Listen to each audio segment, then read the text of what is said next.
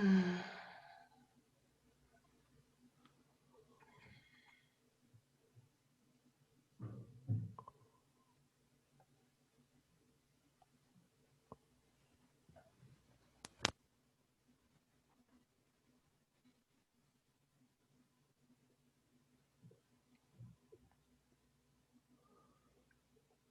교수님 소리가 안 들려요.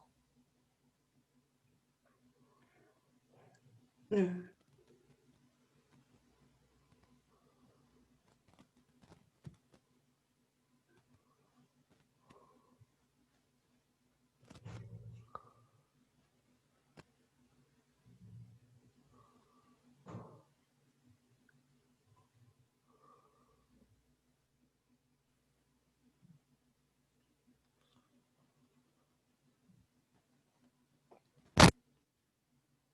응.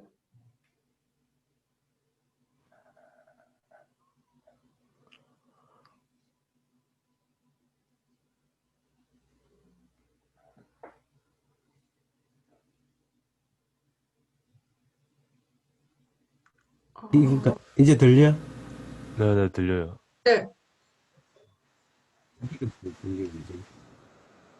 오케이, 이제 상방 커뮤니케이션이 가능했네. 교재 내용을 중심으로 해서 좀 부연적으로 설명할게요.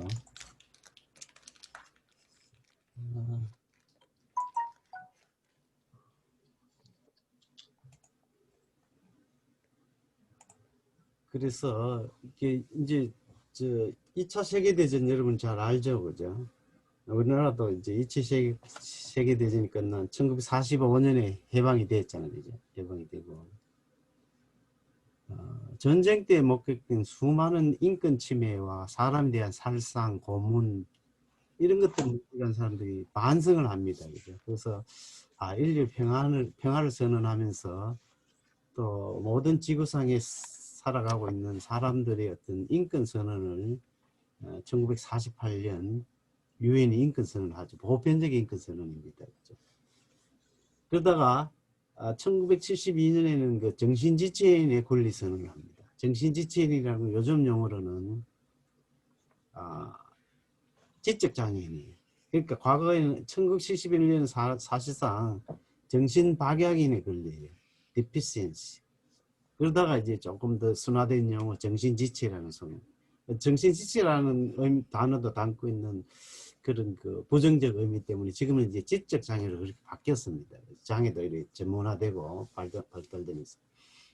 그러다가 3년 후에는 이제 정신지체라는 단어를 떼버리고 보편적 인권 선언을 하죠. 그죠? 그러니까 이제 인류에 대한 인권 선언보다는 한 30년 더 뒤졌다 이렇게 보겠죠. 한 30년 이후에 세계적으로 이제 장애인이 너무 열악한 환경 속에 있다는 그런 반성, 또 장애인이 학대당하고 차별당하고 있다는 그런 반성에 따라서 이제 유엔에서는 75년에 갔어야 이제 보편적인 이제 모든 장애인에 대한 권리 선언을 합니다. 그죠? 그러니까 이제 우리나라도 유엔 회원국이 됐죠. 그죠? 북한하고 동시에 유엔 회원국이 되면서 이 인권 선언을 이제 우리의 그 법 체제 속으로 이제 그렇게 유엔 그 비준이라는 것은 규약이라는 것은 비준 국가가 다 법처를 지켜야 하는 그런 거죠. 그죠? 그래서 이제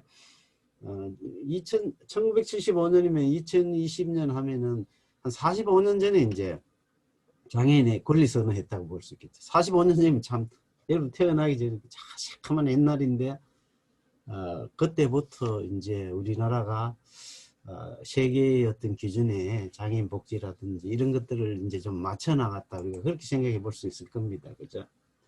그래서 장애인 인권 선언을 통해서 이제 장애인을 차별하는 그런 대중의 태도라든지 또 간섭적인 그 스테레오타입, 편견 이런 것들이 심각하다는 것을 이제 인류가 자각한 거겠죠. 그죠?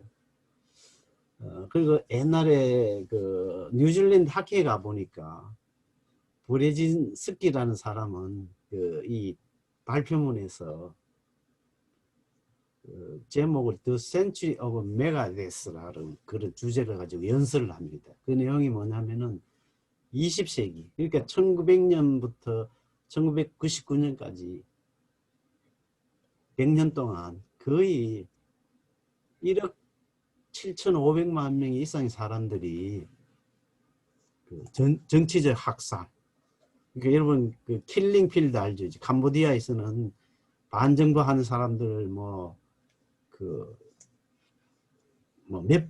몇백만 명을 죽이게 됩니다. 자기 동족들을 몇백만, 300만 명인지 500만 명인지 그렇게 자기 나라에서 단순히 정치적으로 살해해버리죠. 그렇죠? 또 빈곤한 나라에서 또 대체로 상대적으로 못 사는 나라가 장애인을 많이 일으키겠죠. 왜냐하면 영양 부족이라든지 또 사고가 많이 나타나는 그런 환경에 노출될 수밖에 없어요. 위험한 환경에 사는 것이죠. 그죠? 위생이 불량하고 또 전염병이 많고 질병이 많이 발생하고 또 심지어는 음료수 자기들이 마시는 물이 다 오염되어 있는 이런 상황에서는 장애가 많이 발생할 수밖에 없겠죠. 여러 가지 질환이라든지 또 그 신체 일부를 잘라내게 절단한다든지 이런 것들이죠. 그래서 장애인의 그 인권선언, 권리선언이라는 것은 이 적자 생존의 인간사회, 그러니까 뭡니까? 강자가 약자를 잡아먹는 이런 자연의 세상과는 인간사회는 다르다는 것이죠. 그죠? 그러니까 우리 인간사회가 강한 사람의 이익만 보호해서는 안 된다는 것이죠. 그래서 정부라고 하는 체계적이고 건전한 개입이 필요하다는 것이죠. 그죠?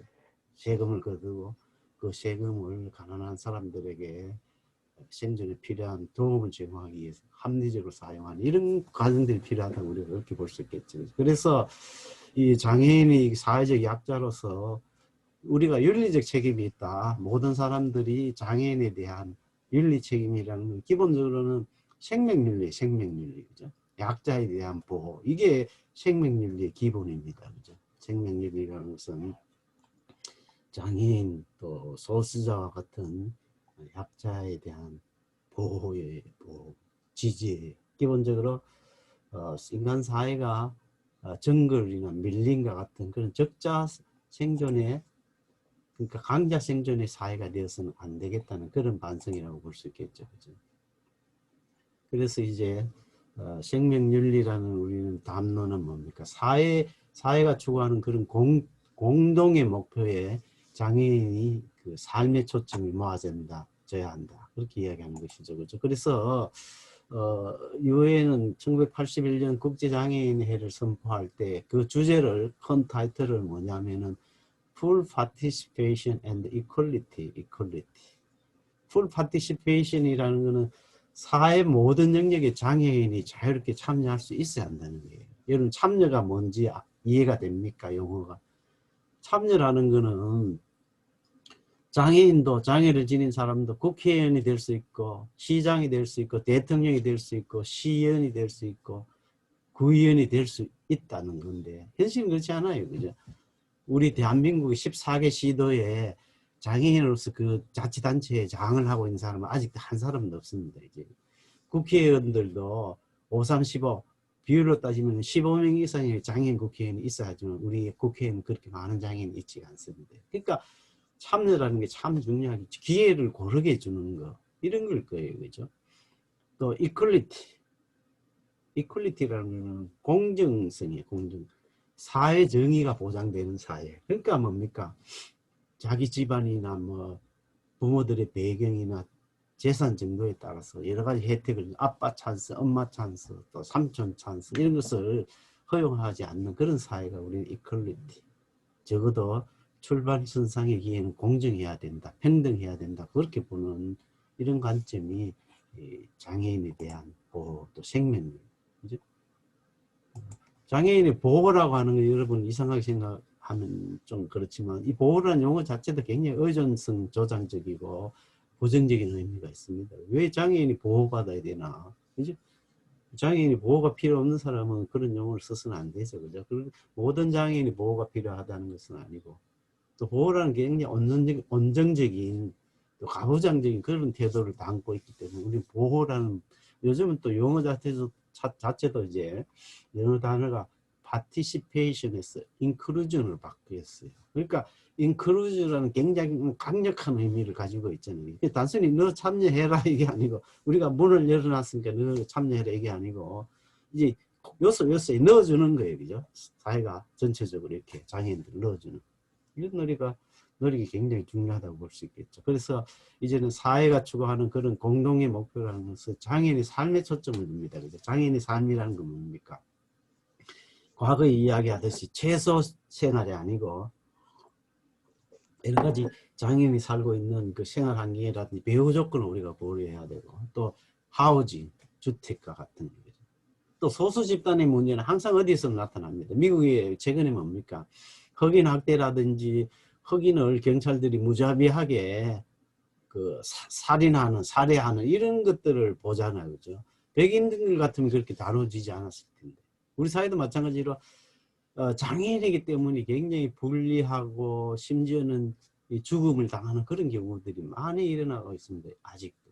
또 재활 서비스가 충분치 않습니다. 그죠? 정부의 재정이라든지 이런 것들이 한계가 있기 때문에 장애인이 모든 영역에서 자유롭게 살아가기 위한 그런 인권 보장에 필요한 여러 가지 재정적 지원이나 재활 서비스가 아직은 충분치 않습니다. 그래서 이런 불평등 사회 속에서 장애인이 어떻게 자유라는 자기 결정권을 실현할 것인가 하는 것이 굉장히 중요한 이슈고 주제라는 것이죠. 그죠? 그래서 생명윤리라는 것은 당위성을 추구하는 거라. 당위성이라는 건 뭡니까?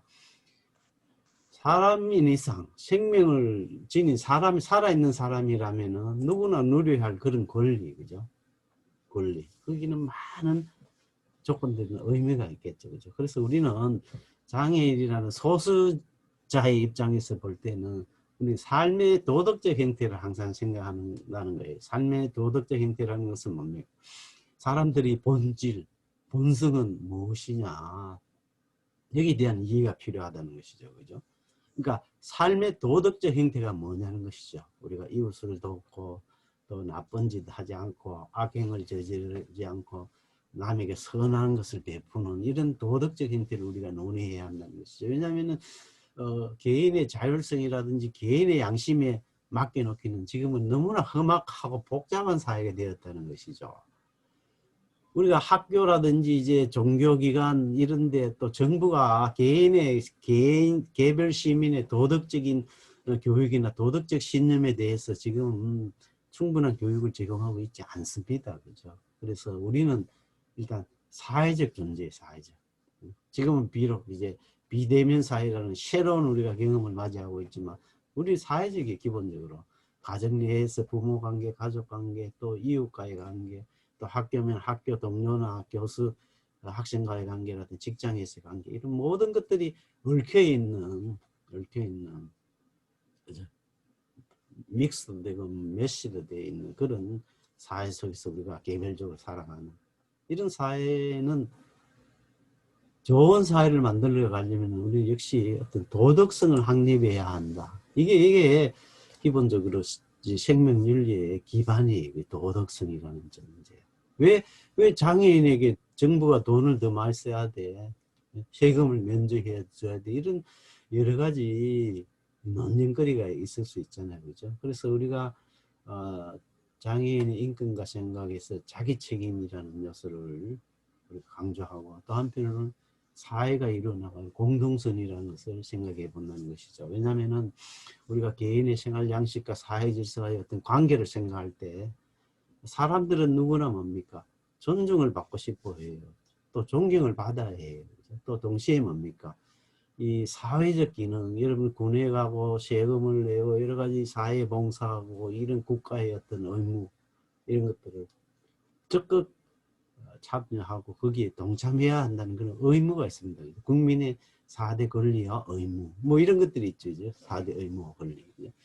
그래서 우리가 공동체에서 부여받을 권리를 인권이라고 그렇게 봅니다. 왜? 우리는 그 공동체 안에서 윤택한 행복한 삶을 만들어 나가야 될 그런 의무가 있다는 것이죠. 그래서 그것을 우리가 달성하기 위해서는 지속적인 경신 또는 변화를 통해서 나아가야 됩니다. 왜냐하면 국가 혹은 정부라는 것은 개인의 활동이나 방해를 억제하거나 제재하고 또 한계를 부여하는 그런 경우들이 많습니다. 그죠? 그래서 정부가 개인의 활동을, 시민의 활동을 억제한다든지 또 한편으로 촉진시키는 이런 기능들이 충분히 있다는 것이죠. 그죠? 그래서 이런 공동체 안에서의 사회 질서라는 것은 아주 유기적이에요. 살아있는 거, 살아가는. 이 끊임없이 시대에 따라 변화하는 그런 사회적 선, 공동체의 선이 있고 또 개인으로서 지니는 그런 인격으로서 개인이 지니는 시민의 어떤 선, 이것을 공동체와 개별의 선을 조화시켜야 하는 이런 과제들을 우리는 가지고 있다 우리가 생각해 볼 수가 있습니다. 그래서 개념상으로 사회라는 것은 뭡니까? 많은 무리, 많은 집단, 또 많은 조직 이런 것들이 합쳐서 이루어져 있는 그런 집단을 우리는 사회라고 합니다. 사회. 많은 무리들이 있어. 어떤 가치 판단을 전제하지 않을 때. 멜팅 파티, 멜팅 팟이라는 것은 용광로입니다. 용광로 그 안에는 수많은 형태의 사람들이 녹아 들어가 있는 통일의 사회입니다. 반면에 공동체라는 개념은 뭡니까? 우리가 어떤 지향해야 할 목표나 방향 이런 것들을 공유해야 한다는 것이죠. 자, 1등 국가가 되자라든지 우리가 평화의 주체가 되자라든지 여러 가지 그죠. 우리가 우리 사회가 이루어져 나가야 할 목표라든지 방향을 공유할 때 우리 그 사회의 공동체라고 한다. 그러나 이 공동체라는 것은 살아있는 유기체적인 거예요. 끊임없이 변화하면서 에너지를 지니고 있는, 여러분 마치 자전거를 탈 때 페달을 밟아서 지속적으로 나갈 때 페달을 밟지 않으면 그 무너지는 것처럼 사회공동체도 똑같은 거, 생명이 있는 거예요. 생명이. 그죠? 그래서 사회공동체라는 것은 같은 사회에 살아가는 사람들끼리 모여서 조직을 이루고 공동의 방향 또는 공통의 어떤 덕을 쌓아가기 위해서 나아가는 것을 우리는 사회공동체라고 한다. 얘기할 수 있습니다. 동영상은 뛰어넘어가도록 하겠습니다. 그래서 이제 우리가 이런 것들을 생각할 때 또 중요한 다른 하나의 단어는 사회통합이에요. 사회통합. 영어로는 social integration. 영어 단어 integration의 integra라는 단어는 온전한 이런 뜻이에요. integration, 통합, 온전한 뜻, integer, 온전한, 손대지 않은, 다치지 않은 이런 의미. 그래서 이 인테이지라는 통합이라는 그 개념 자체는 뭡니까? 모든 사람에게 동등한 가치에 대한 삶의 기회를 보장해주고 또 준비할 수 있도록 충분히 좋지 않은 것을 필요로 하는 것이 인테이지, 통합이에요. 통합. 그래서 통합이라는 것은 뭡니까? 모든 사람들의 권리입니다. 그죠? 모든 우리가 결속해서 통합해서 다양하지만 결속해서 공통의 큰 방향 또 공통의 이해, 공통의 가치, 공통의 목표를 추구하는 이런 것은 장애를 지녔든 아니든 고립되었든 아니든 작용할 수 있는 것이 보편적인 것이다. 이것이 통합이라는 의미 그 자체는. 또 다른 그 사회통합과 관련해서 중요한 단어가 사회통합과 관련한 단어 중에 하나가 온전한 그런 뜻도 있지만 자율성입니다. 자율성은 뭡니까? 스스로 한다 이런 거예요. 스스로. 자유에 대한 또 자유를 위한 여러 가지 사회적 조건들을 우리는 자율성. 자유롭고 정당한 사회라면은 정의롭게 요구되는 것과 같은 사회적 공동선에 대한 그런 기회를 요구하는 것을 자율성입니다. 자율성. 자발성하고는 좀 다르죠. 그죠? 발런타리니스 이게 자발성이고 자율성은 조금 더 폭넓은 의미입니다. 그래서 자유라는 것은 그 기능상으로 살펴보면은 공동체 구성원들의 사기를 더 높이고 또 자발성이라든지 자신감을 이렇게 이끌어내어주는, 심어주는 또 구성원들 사이에 어떤 합의를 이끌어내는 것이 자율성의 힘이다. 우리가 이렇게 얘기할 수 있습니다. 그렇죠? 이제는 그래서 사회통합이라는 것은 이제 좀 더 적극적이고 능동적인 inclusion이라는 영어 단어로 participation에서 move to inclusion으로 나아가는 그런 세상이 되었단 말이에요. 그러나 이런 자율성이라는 개념이나 모호한 단어만 가지고 우리는 뭘 해야 할지 모릅니다. 그죠? 그래서 구체적으로 자율성을 우리 확립하기 위해서 들어가야 할 것은 뭡니까? 개인의 능력이라든지 또 개인의 독자성, 독특성, 또 개인과 사회적인 평등, 그죠? 개인과 사회적인 평등이라는 것은 거기에 속한 사람들의 능력 또 기회를 인정해 주는 것이 필요하겠죠. 이런 것들을 모두 포함하는 개인적 측면에서 다뤄야 한다는 것이죠. 왜냐하면 개인은 다 다른 독특성이라든 다 다른 모양을 가지고 있고 생각들을 가지고 있기 때문에 개인이라는 것은 사회의 여러 가지 구성원으로서 여러 가지 활동이라든지 여기 참여할 수 있을 때 이제 의미가 있겠죠. 그죠? 그래서 사회적 측면에서 개인이 사회통합 과정상 어떠한 가치 있는 역할을 하고 있는가, 우리가 이런 것들에 대해서 알고 또 장애인에게 그것이 잘 적용되고 있는가, 우리가 이런 것들을 생각해 봐야 한다는 것이죠. 그래서 자율성이라는 측면에서 사회통합에 필요한 개인적 가치라는 것은 뭡니까?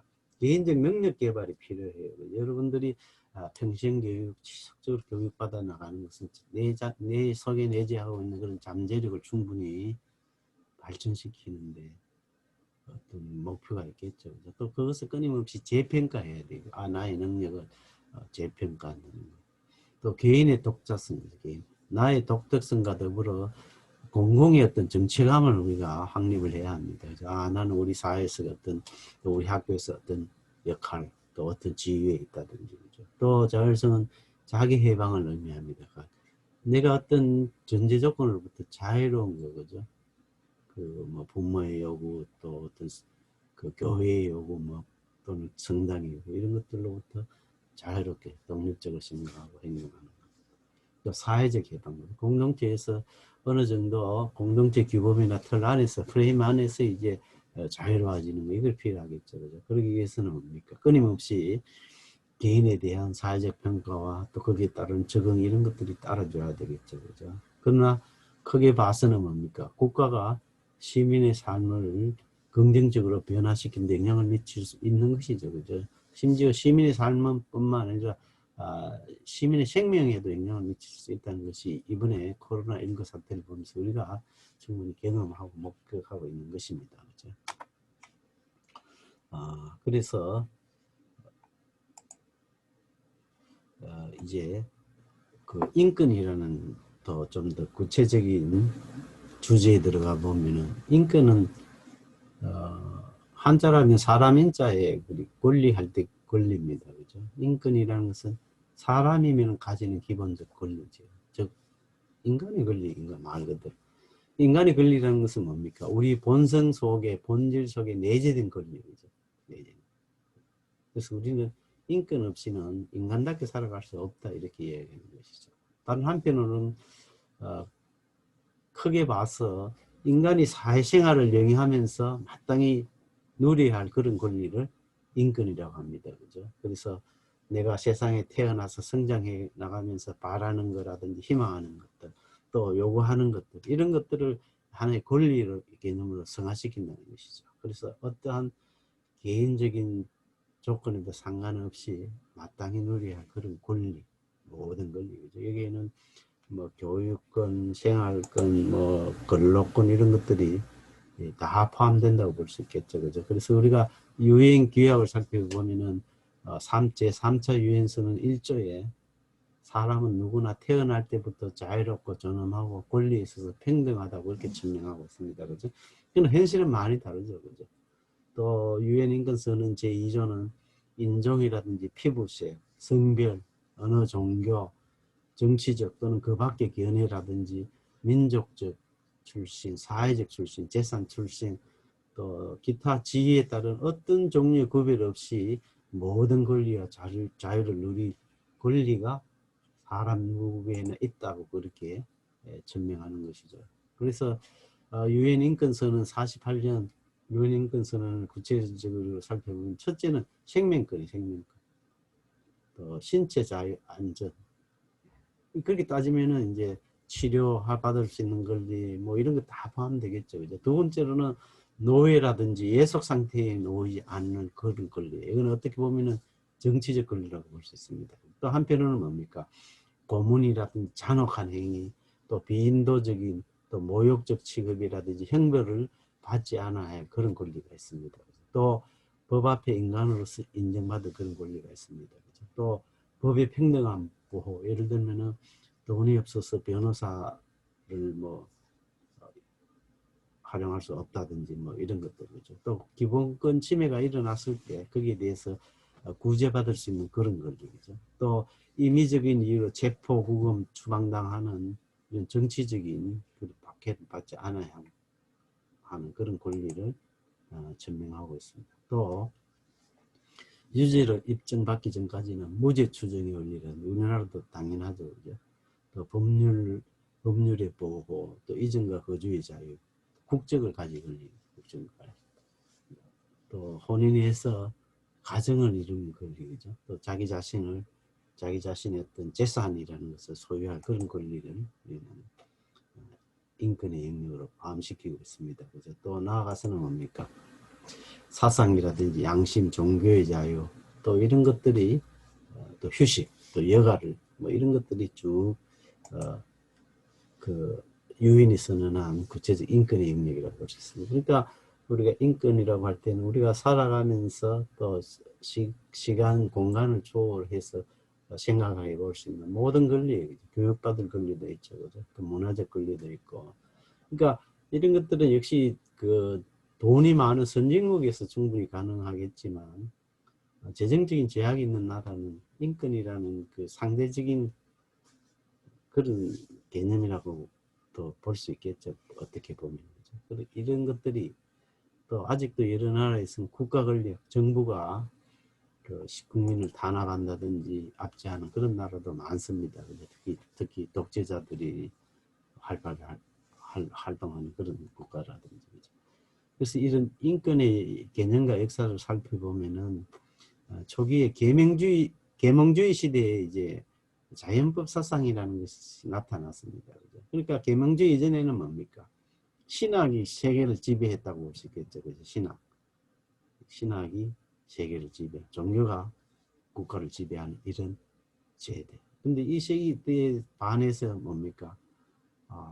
인간이 종교로부터 자유로워야 한다는 그런 자연법 사상이 태도되고 이제 루소의 사회 계약론 같은 것이 나타나죠. 1762년에 루소, 장자크 루소는 뭡니까?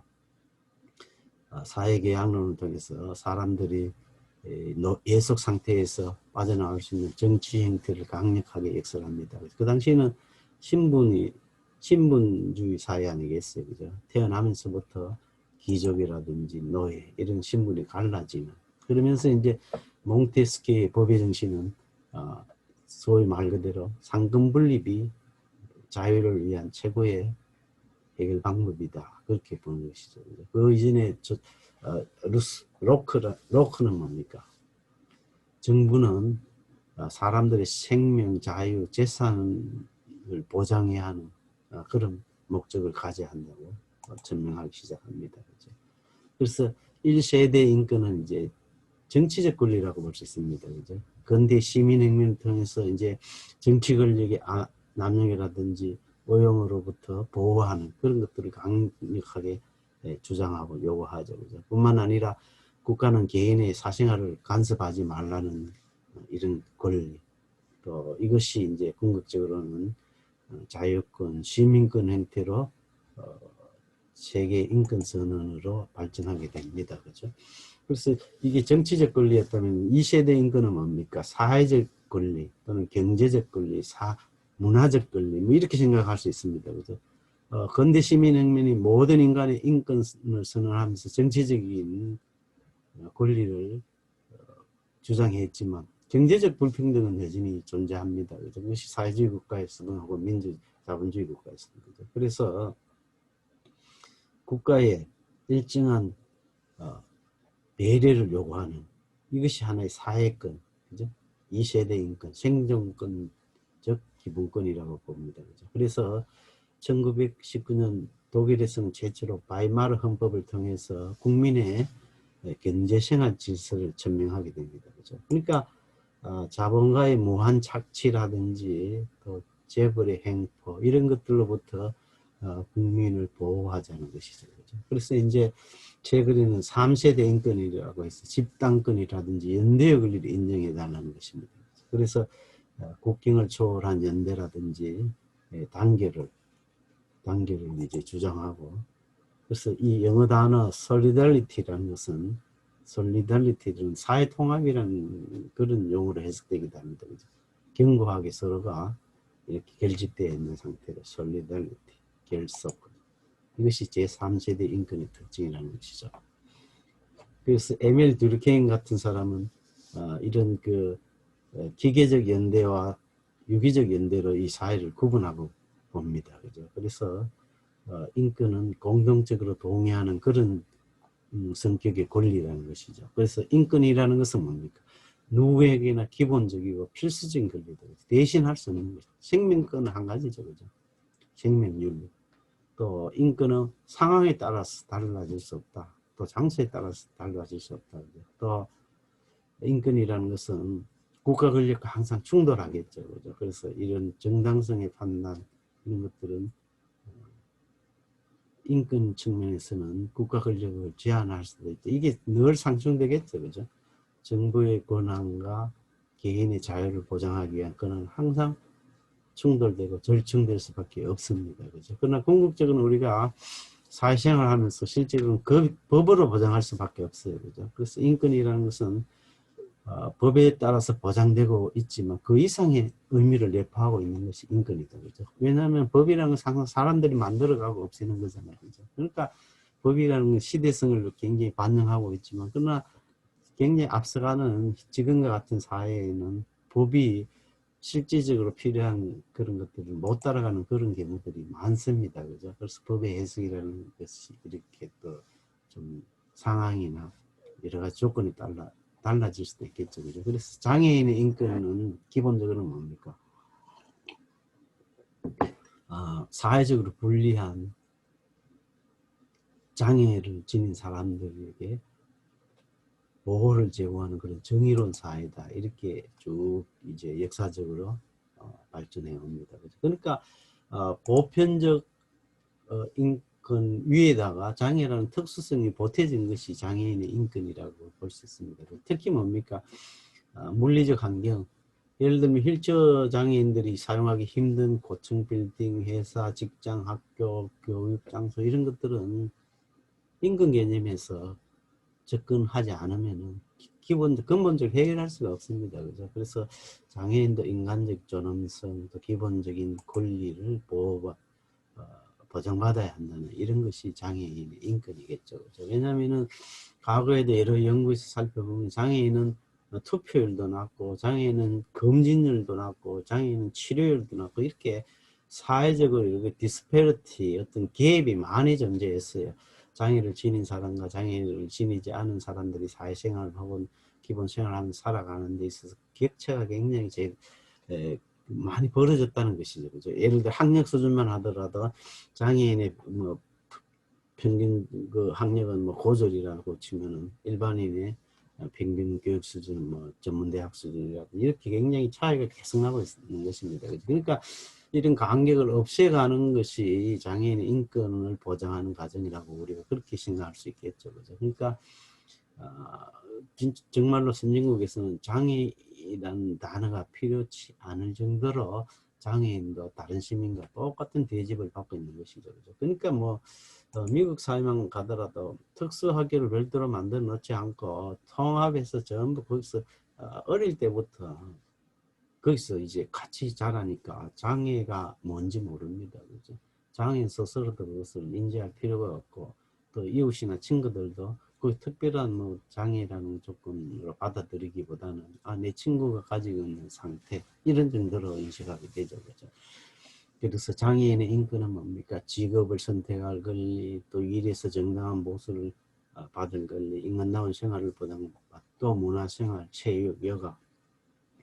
우리나라가 이제 장애인 복지가 이제 발전하면서 스포츠도 이제 조금씩 발전하기 시작했어요. 장애인 체전이 따로 만들어지고, 또 한편으로는 이제 장애인 문화생활이 이제 지난번에 최순실 사건 이후로 장애인의 문화 예술 활동이 굉장히 이제 국가가 우리나라 정부에서 관심을 가지고 이제 예산을 쓰기 시작하는 부처를 만들고 이런 상황이 이제 시작하는 그런 상황이라고 볼 수 있겠죠. 그죠?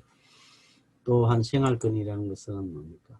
가족과의 시설이 아니고 가족과 살아가야 되고 또 다른 유사한 사람 자기 나이 또래 사람들과 유사한 그런 생활을 보장받을 학대, 멸시, 분리 또 장애인이 이용당하지 않는 이런 것들이 장애인의 인권을 보장하는 또 여성장애인은 또 이중의 그 불리함을 가지고 있어요. 여성이라는 불리함과 함께 또 장애라는 그런 불리한 조건 때문에 이중의 어떤 특수한 조건이 빠져 있는 것이죠. 그래서 이런 모든 영역을 우리가 굉장히 그 중요시하고 진지하게 고민하지 않은 우리가 아직까지 선진 사회로 가는 길은 굉장히 멀 겁니다. 그죠? 또 참정권, 장애인도 똑같은 투표권을 행사할 수 있어야 되는데 몇 년 전에만 해도 투표소는 1층에 만들어 놓고 기표소는 2층에 동사무소에 있던 그런 경우가 있었어요. 그래서 휠체어 타고 투표하러 가니까 2층에서 못 올라가는데 어떻게 해결하느냐. 거기 있는 참관인들이 자기들이 업어서 기표하게 해주겠다. 장애인은 수치감 때문에 그 투표를 포기하고 집으로 돌아가는 이런 일이 발생했지. 그래서 지금은 법규로서 투표하고 기표하는 것은 휠체어 장애인이 접근하기에 용이한 그런 곳에 두도록 이제 의무화돼서 개선됐다고 볼 수 있죠. 또 접근권이라든지 이런 거는 굉장히 포괄적으로 생각할 때 접근권이라는 건 뭡니까? 맹인이 시각장애인이 시각을 사용하지 않고도 행정, 사무, 모든 서비스를 제공할 수 있는 그런 권리가 접근권이에요. 접근권은 단순하게 보면은 계단이라든지 단차를 없애는 거, 뭐 횡단보도에 그 단차를 없애는 것, 단을 없애는 것, 그죠? 단이 다 있잖아, 강의실인데. 그걸 없애는 것뿐만 아니라 정보, 무형이, 그죠? 눈에 보이지 않는. 또 정서적으로 통합되려면 장애인이 들어오면은 뭐 냄새 난다고 회피한다든지 또 장애인이 뭐 동물들 데리고 오면은 위생이 좋지 않다고 이렇게 거부하고 또 그 근처 가지 않는 이런 행동들이 이제는 그 어떤 무형의 또 정서적으로 이렇게 사회 통합을 또 심리적으로 사회 통합을 이룬다는 것이 아직 먼 여정이라는 것을 우리는 알 수 있습니다. 그죠? 그래서 접근권이라고 할 때는 환경을 생각하는데 그 환경이라는 것은 물리적 환경뿐만 아니라 정서적 환경, 심리적 환경도 모두 포함하는 것이죠. 또 교육적 환경. 그래서 이동권만 하더라도 이게 휠체어 타는 사람들이 그 예를 들어 전철을 갈아타려면은 최대한 이 동선이 짧으면 좋겠죠. 그죠? 1호선에서 내려서 2호선으로 바로 접근할 수 있으면 좋은데 그런 장애인의 특성을 이해 못할 때는 저 둘러가게 해서 과거에 뭐 서울의 전철 1호선 이런 데는 뭐 종각이나 또 뭐 용산역 이런 몇 군데만 이렇게 휠체어 장애인들이 심지어는 갈아탈 수 있게 해놓은 그런 적도 있었는 거예요. 그죠? 또 엘리베이터가 없기 때문에 이 뭡니까 그 리프트를 이렇게 굉장히 위험한 그런 장치죠. 그죠? 그래서 거기서 떨어져서 사망한 장애인도 있고 이런 일들이 발생하게 됐죠. 또 물론 예산 문제라는 그런 이유를 많이 들죠. 이동권이라는 것은 뭡니까? 대중교통을 이용하는 것도 이동권이죠. 그죠? 내가 수성구에서 달성으로 간다든지 한 그런 경우에 또 경산에서 대구 시내로 들어갈 때 교통 편의 같은 이런 것들이 모두 이동권의 하나의 형태입니다. 그죠? 그래서 이제는 법률을 제정해서 장애인 인권을 보장하는 그런 시절이 되었습니다. 장애인의 복지법, 또 장애인의 및 그 사회적 약자의 그 편의시설 증진법이라든지 이런 것들을 세부적으로 법들을 굉장히 지금 많이 만들어놨습니다. 그래서 장애인 복지와 관련된 우리나라 입법이 한 20개 정도 이상 있습니다. 그래서 이제 과거에 장애인 복지법이라는 큰 틀 안에 들어가 있던 세부 내용들이 이제는 특별법, 개별법 형태로 쭉 제정되어 나오면서 편의증진법도 생기고 또 발달장애인에 관련된 구체적 법령도 생기고 또 우리가 미국의 사례를 살펴보면은 1973년에 보편적 재활법이 생겼어요. 73년. 또 나아가서 1990년에는 ADA라는 Americans with Disabilities Act라는 그런 장애인의 그 인권법과 같은 그런 포괄적인 형태의 법이 만들어지고 편의시설이라든지 또 그런 데 대해서 구체적인 규정과 기준들을 많이 만들어 나가고 있습니다. 또 사회적 기본권이라든지 거기는 뭐 생활에 관련된 사회보장에 관련된 사회보장이라는 것은 뭡니까? 경제적으로 내가 보호받는 거예요. 그죠? 장애 때문에 직업을 가지지 못하니까 내가 가난해지고 영양 부족에 빠지고 또 치료를 받지 못하는 이런 상황에 대해서 국가는 뭡니까? 정부가 충분한 연금이라든지 치료 서비스를 제공한다든지 뭐 이런 형태의 것들이 이제 자꾸 만들어져 가겠죠. 그죠? 그래서 장애인이 기본권을 보장받기 위해서 장애인의 인권 보장을 확실하기 위해서는 지금까지도 많은 법들이 만들어졌지만 여전히 장애인이 어떤 그 불평을 호소하는 일이라든지 또 장애인 가족이라든지 장애인 주변 사람들이 그 부족하다고 이야기하는 그런 것들이 많습니다. 여러분 아마 극장에 한번 가보시죠. 요즘은 뭐 코로나19 때문에 그렇지만 극장에 가면 휠체어 장애인이 편하게 앉아서 좋은 자리에 하는 그런 게 몇 개 되지 않습니다. 그죠? 그 아마 앞자리는 없고 휠체어 뒤쪽에 이제 휠체어 좌석이 한 2개 정도 그 대체로 아마 그렇게 많이 돼 있을 거예요. 그죠? 그거를 휠체어 장애인에게 충분한 그 극장 시설이라고 보기는 어렵죠. 그죠? 또 장애인의 경제적 보장을 해줘야 돼요. 그죠? 제일 좋은 거는 일자리를 통해서 소득을 얻도록 국가가 하는 것이죠. 그렇지 않으면 일이 없거나 일을 할 수 없는 장애인 국가가 어떤 급여, 연금을 보장해주는 이런 사회가 필요하다는 것이죠. 그렇죠? 그래서 인간으로서의 존엄성이라든지 가치, 또 행복해야 될 권리 이런 것들을 충분히 보장하기 위한 여러 가지 사회적 그 서비스라든지 또 재정 투입 이런 것들이 이루어질 때 우리는 제대로 된 장애인의 인권, 또 장애인의 인권 국가, 인권을 보장하는 그런 국가라고 볼 수 있겠죠. 그렇죠?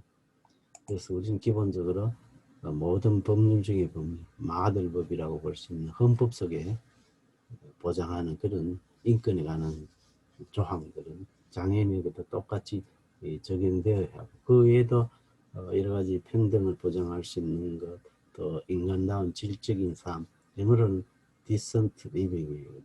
또 사회 보장을 받을 권리, 또 생명권, 존중권, 존경을 받을 권리 이런 것들이 충분히 그 고려되어야 하는 것이죠. 그렇죠? 그래서 인간의 존엄이라는 가치에 배치되는 장애인의 어떤 삶에 있어서 필요한 부분들을 굉장히 우리 사회가 고민하지 않으면 앞으로의 우리 선진 국가라는 그런 명성은 유지되기 힘들 거라는 것이죠. 그렇죠? 그래서 장애인의 인권과 관련해서 생명권이라든지 평등권 이런 것들을 기본권 차원에서 그 실현시킬 수 있도록 또 장애인들이 여러 가지 사회적 제약이나 조건들로부터 물리적 조건으로부터 자유로울 수 있도록 그렇게 나가는 것이 필요할 것입니다. 그래서 각국에는 모두 이제 사회보장제도를 가지고 있죠. 그렇죠? 오늘 그 수업 내용은 여기까지인데 사실은 여러분들이 뭡니까?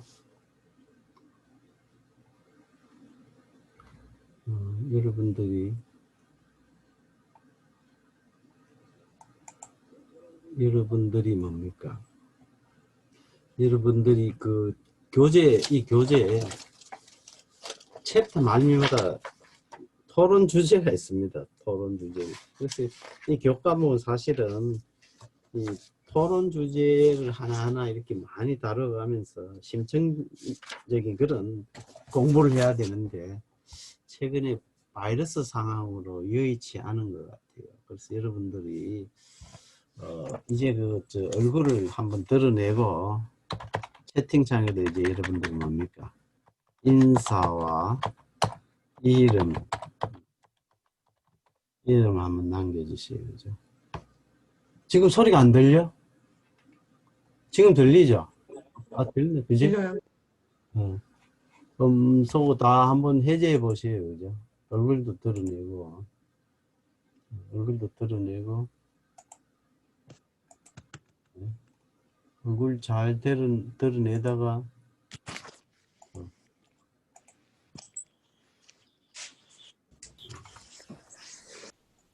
오늘 어떤 주제를 다룬지 기억나나요? 장애인의 인권입니다. 인권. 또 생명윤리라든지 사회통합이 어떤 의미를 가지냐. 이런 것들 여러분들이 좀 생각을 해줬으면 합니다. 자, 여러분들 채팅란에다가 질문이나 코멘트를 남기면 좋겠습니다. 질문과 코멘트. 또 음성으로 여러분들이 대화할 수 있도록 얼굴 드러내면 좋겠어요. 김혜원. 네. 네, 교수님. 채팅창에다 질문 하나 남겨봐. 질문. 궁금한 하나도 없어. 김진호. 질문. 왜 답을 내나?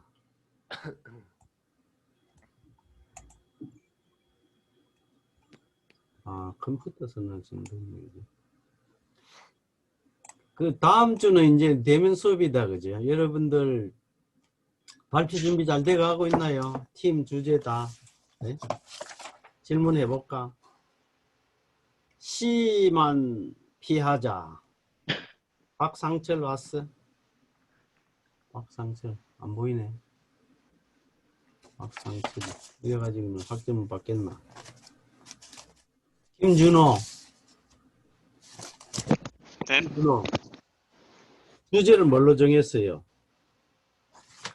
주제 마지막 주제로 정했습니다. 마지막 주제가 뭔데? 한번 소개 좀 해주면 좋겠는데. 주제. 그 취직을 시켜주는 사람한테 주제. 정보를 줘야 될지 말아야 될지 정하는 겁니다. 그게 중요한가? 오케이. 이게 가주제인데 다음 수업 시간에는 자기 팀 주제를 좀 발표하도록 준비하면 좋겠다. 팀 발표 주제. 전윤빈 왔어? 네, 팀 주제 뭔가? 저희는 오늘 정하기로 해서 아직 못 정했습니다. 팀장은 뭘 생각하고 있어?